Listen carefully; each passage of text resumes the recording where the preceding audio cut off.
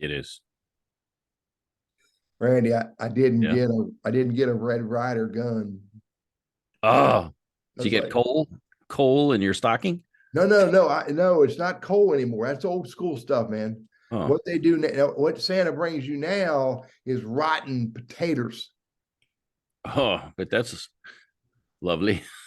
How you doing, buddy? I'm good, man. It's our last show of the Monday show for the year. It's day after Christmas, and all through the house, not a creature was stirring, not even a mouse. That was a day or two ago, but hopefully you enjoyed your holiday time with family and friends, and that's going to be part of our stories. We're going to reflect on Yeah. Christmas past, but a couple times a week I get together with Teddy Burriss. Teddy, you are at an undisclosed location that you will disclose maybe or maybe not, but I'll leave that up to you.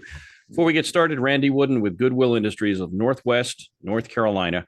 I'm the director for our professional center, and as you know, we help folks like you that might be watching saying, hey, you know what, come first of the year, it's time and I want to start looking. So already seeing an uptick in clients that are looking to kick off 2023 on a good note, and we're free. So happy to help. Just let me know and we'll get you on the calendar. But get together with this character a couple times a week to include Mondays. And so, Teddy, tell them about you. I am fully dressed this morning. Whoa. Fully dressed. Okay. That's a start. It's freaking cold up here in Western Maryland. There's no snow on the ground though, dude. But anyway, for those who've never met me or heard me utter my noises, I'm Teddy. I'm a LinkedIn strategist, trainer, and coach, and I help business professionals in all kinds of roles, and even in career transition, figure out how to use that tool called LinkedIn as a business tool to be able to achieve all their goals. But yeah, Randy and I get together a couple times a week. We do this Monday thing as a promo for our show, and kind of figured, we'll bring some more value. And, Randy does research. He's been, contracted to do this research, and he'll share that with us. Randy has a tip. I'll have a tip, and then we tell a little story as well.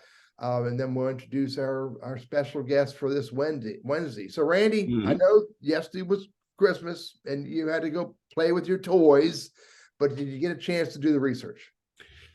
I did. You mentioned I'm contracted. Usually that means there's some compensation as a result of the efforts. So I apologize for your confusion.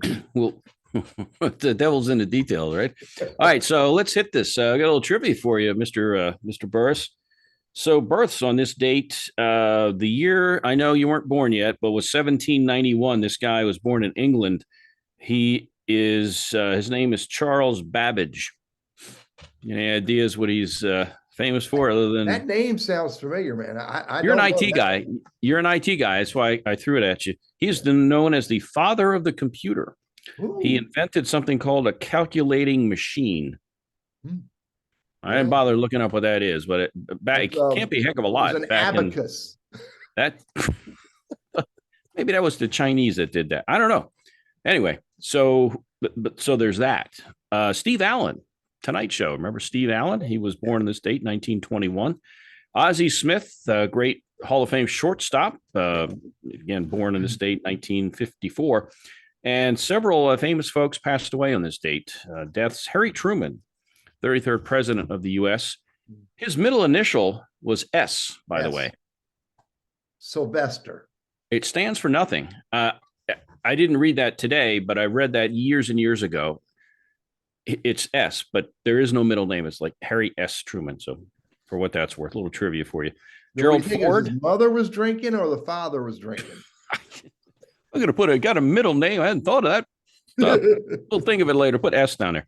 Gerald Ford, our 38th president, passed away in the state in 2006. Jack Benny, famous comedian, passed away on this date, 1974. And every once in a while, when I do this on this date, I go online, and when I'm doing the research, I have to type in the date that I'm searching for. Mm-hmm. And every once in a while, let's just say I mistype it. And so I get started looking at stuff, and I'm like, wait a minute, these names look really, really familiar. Well, yeah, it's because it's the date from the week before or whatever. So that same thing happened this time. Reggie White, the famous football player, Hall of Famer, defensive lineman. Yeah. Right. Last week, he was in the birth area. That was his birth date on the 19th. Yeah. And I mentioned it because he passed away from basically heart issues.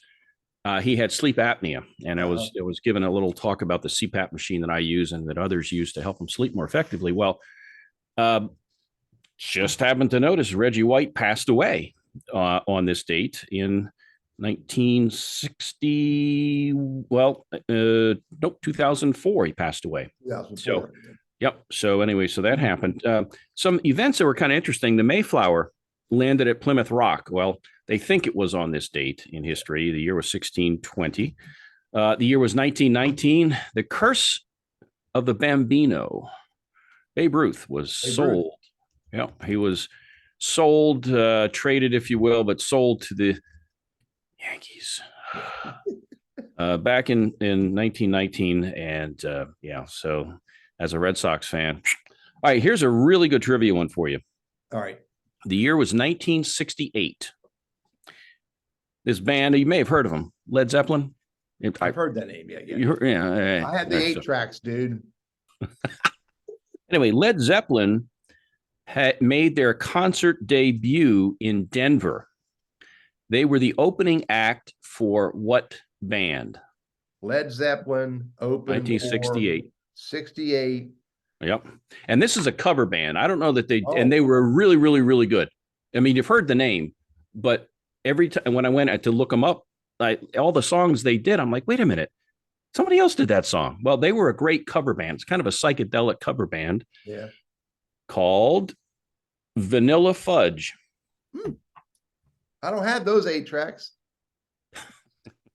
So anyway, also on this date, 1973, The Exorcist premiered. Linda Blair. It was rated X, by the way. I didn't remember that.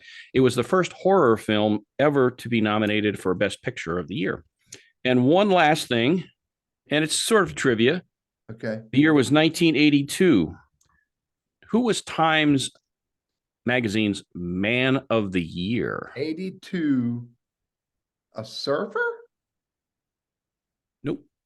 1982 Time Man of the Year. Man of the Year. Timed.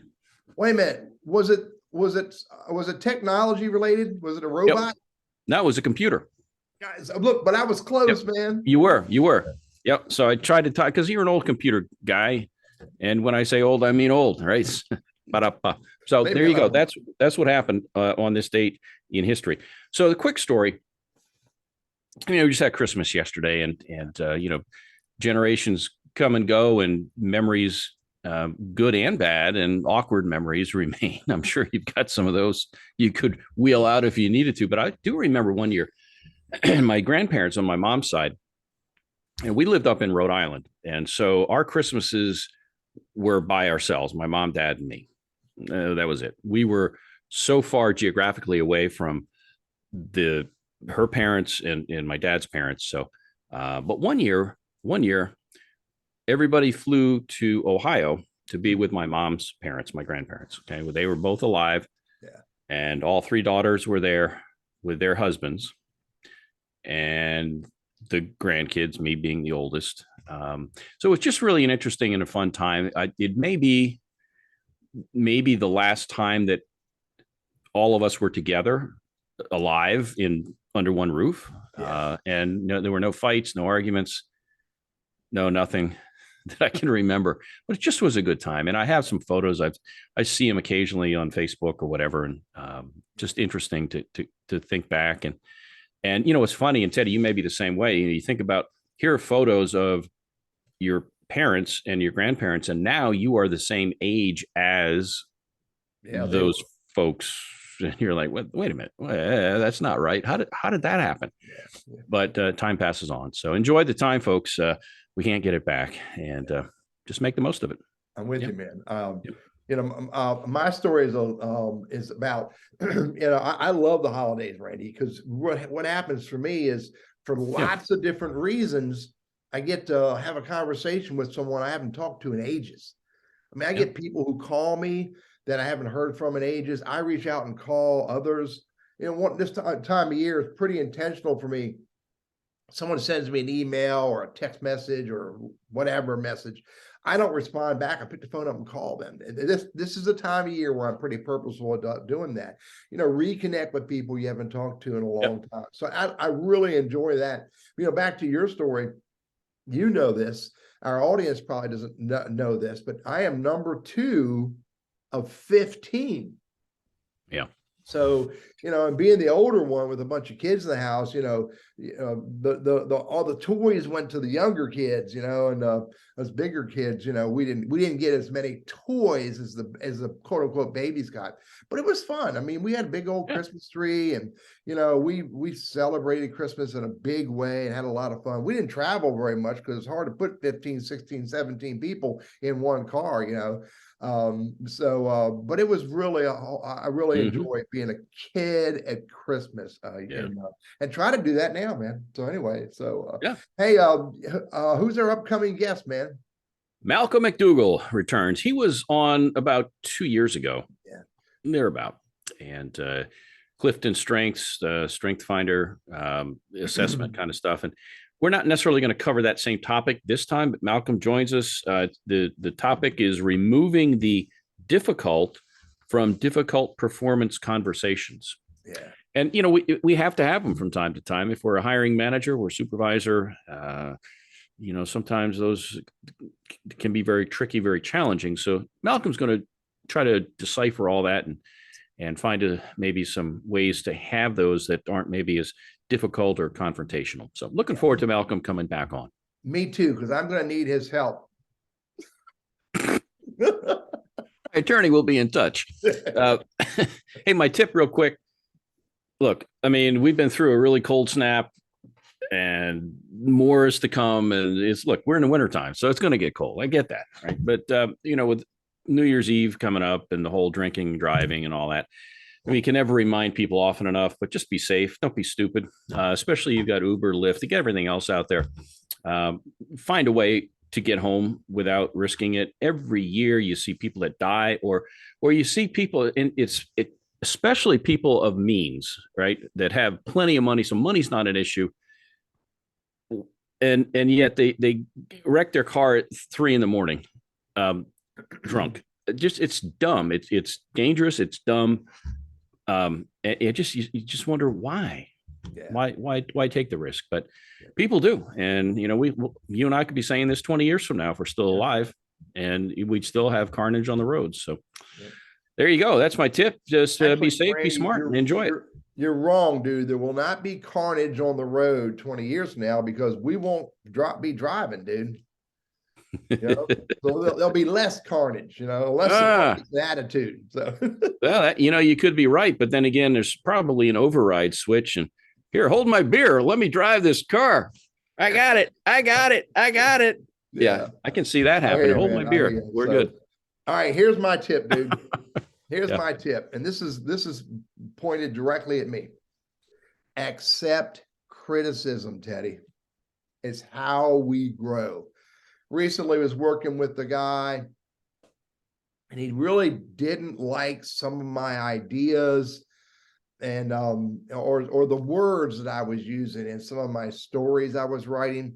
And at first I'm a little snorty. I'm like, man, who is this guy to tell me blah, blah, blah. And then I just sat back and thought about it for a minute. And I realized, you know what? His ideas have value. He looks at it a little differently than I'm looking at it. And I'm like, I'm good with that. So this is one of my challenges, Randy, is accepting criticism. And I'm learning as I'm getting older to stop looking at it as criticism and really look at it as feedback or insights or different perspective. Yeah, that's the tough one. Yeah, grow, buddy. So it is, and I'm the same way. It just, and one thing that with goodwill that we try to stress in one of our behaviors is to assume positive intent. Yeah. And I think if we operate, which is easier said than done, but I think if we operate under that premise that this person has my best interest in mind and positive intent, then I think we'll be more open to not only hearing but implementing some of those suggestions. So good stuff. All right, buddy. Look, you go off, stay warm, and I will see you in a couple of days, man. That'll work. See you, All right, Teddy. take Bye. care. Bye.